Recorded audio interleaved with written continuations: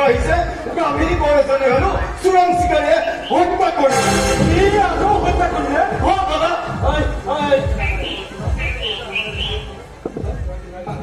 আৰু কি হ'ল